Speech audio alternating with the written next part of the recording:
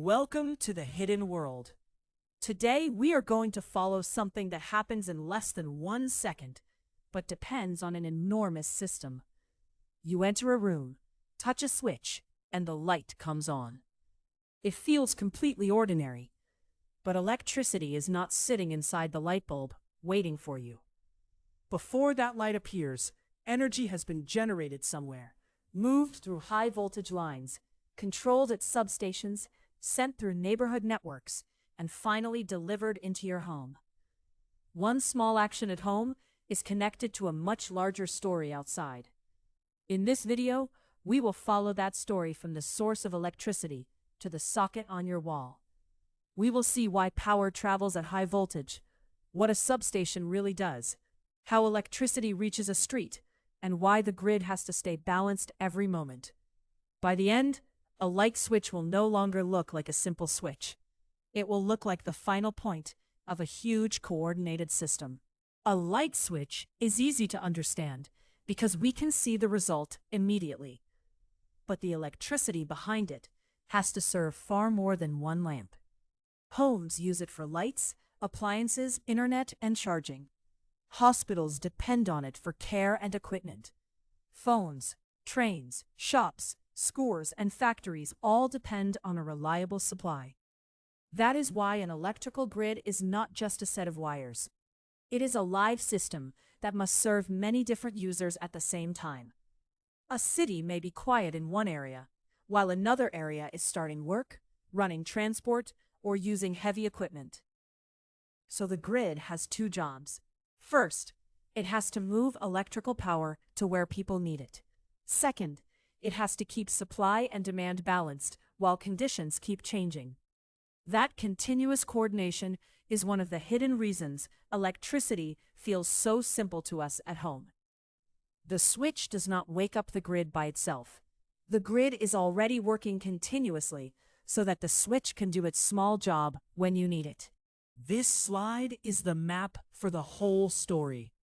Electricity moves through 7 linked stages: source, generator, step-up transformer, transmission, substation, distribution, and finally the home. First, an energy source is used. Then, a generator or another technology produces electrical power. Next, transformers may raise the voltage for efficient long-distance travel. Transmission lines carry the power across regions. Substations change voltage, switch paths, and prepare the power for the next part of the network. Distribution lines then carry it through neighborhoods until it reaches the building. These are not separate stories, they are one chain. If generation is available but a line is damaged, the customer may still have no power. If transmission is working but a local distribution issue appears, a neighborhood may still be affected. Think of this like a relay race. Each part hands the electrical power to the next part, until it reaches a socket, a light, or an appliance. Electricity can be produced in different ways. Wind can turn a turbine. Moving water can drive a turbine. Heat can also drive a turbine. Solar technology can convert light into electricity. The technology changes, but the goal is the same: make electrical power available to the grid. This matters because a grid often receives power from more than one kind of source. Some sources may be far from cities. Some may produce more at certain times than at others. The grid is the system that connects these sources to the places where people need electricity. A useful way to think about generation is this: it is the beginning of the flow, not the end of the job. Creating electricity is only the first step. It still needs to travel long distances, be changed to suitable voltage levels, and reach individual customers safely.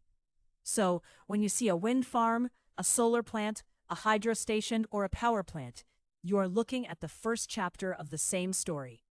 For long distances, electricity is usually moved at high voltage. The reason is practical. High voltage transmission makes long-distance transfer more efficient. That is why the biggest lines are carried on tall towers outside cities. But the voltage that is useful for crossing long distances is not the same voltage that should arrive at a home. So the system uses transformers.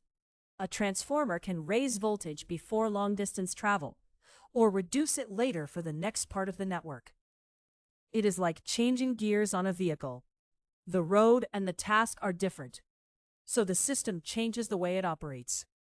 Notice the important pattern. Electricity is not simply produced once and then sent unchanged all the way to a socket. It is carefully adjusted as the journey changes from power plant to transmission line to neighborhood to building. That quiet voltage-changing work is one of the reasons a wall socket can feel so ordinary, even though it is connected to enormous infrastructure. The tall towers outside cities are part of the transmission system. Their job is to carry large amounts of electrical power over long distances, from where it is generated to where it will be used. Imagine a large power source far from a city. It may be a wind site, a hydro facility, or a major generating station. People in the city still need the power. Transmission lines create the connection between those distant places and the areas where homes, businesses, and industry are located. You can think of transmission as the grid's long-distance highway. It is not the final street to a home. It is the fast route that moves power across a region before it enters smaller local networks. This is why transmission towers are usually much larger than the poles or cables people see near neighborhoods. They belong to a different stage of the journey. A substation is one of the most important places in the electricity network. It may look complicated because it contains transformers, switches, lines, controls, and protection equipment. But its main jobs are easy to understand. First, substations can change voltage so power is ready for the next stage. Second, they can switch circuits, which means they can connect or isolate different paths in the network. Third, they help protect equipment and reduce the impact of faults. In simple words, a substation helps power arrive at the right place, in the right form, through the right route. Think of a large highway intersection. Cars arrive from different directions, choose routes, and continue to different destinations. A substation is not exactly the same, but it plays a similar organizing role for electrical power. Without substations, the grid would have far less control over how power moves from long-distance transmission lines into local distribution networks. After the substation, electricity enters the distribution network. This is the part of the system that carries power through neighborhoods, along streets, and toward homes, schools, clinics, shops, and other local users. The thick line on this slide represents a feeder. A feeder is like a main route for a local area. From it, smaller connections branch toward different places. Along the way, neighborhood transformers help prepare the electricity for local use. Notice that a neighborhood is not served by one wire going to one house. It is a network.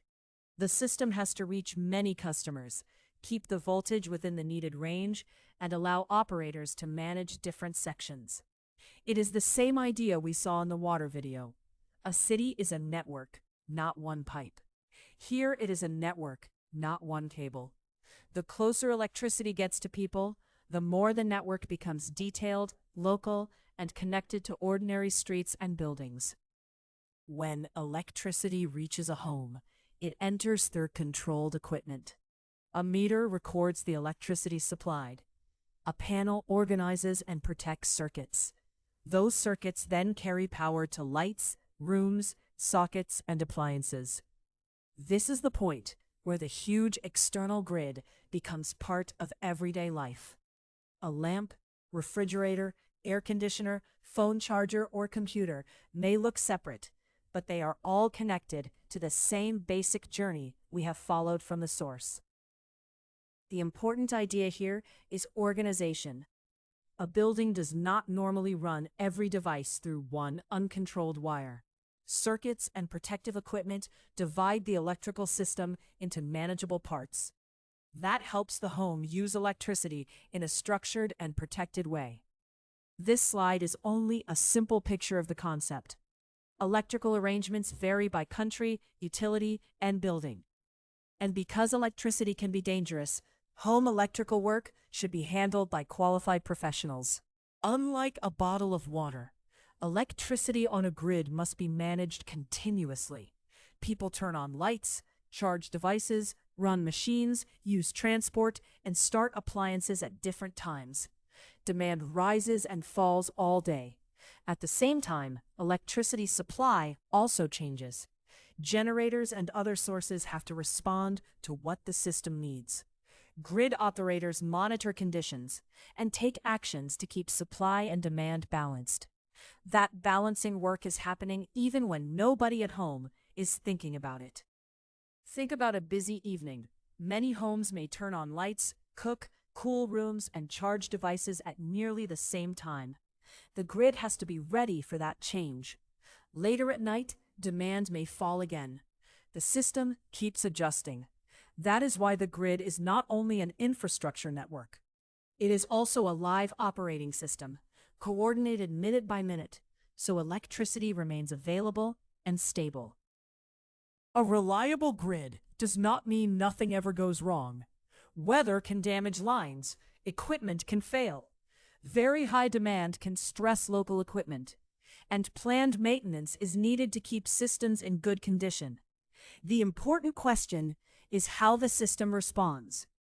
Protection equipment and operating procedures can help detect a fault, isolate the affected part, and limit the impact on the rest of the network. The aim is to protect people and equipment, then restore service as safely as possible. Imagine one damaged section of a local network. The ideal response is not to shut down everything if it can be avoided. Operators may work to isolate the affected section, while keeping other parts of the network operating where possible. Exact procedures depend on the utility and location, but the core idea is the same: detect, limit, restore.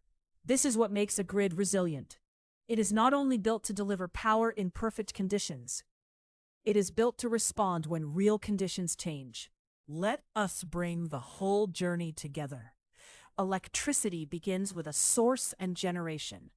It is raised to a useful voltage for long-distance travel. It moves through transmission lines. It reaches substations. It enters distribution networks. It arrives at buildings, panels, circuits, and finally the devices we use every day.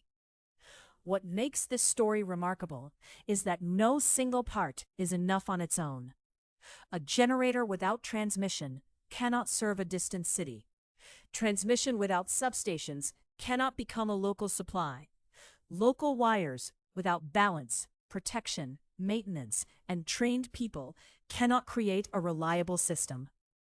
The next time you turn on a light, remember that the switch is not the beginning of electricity.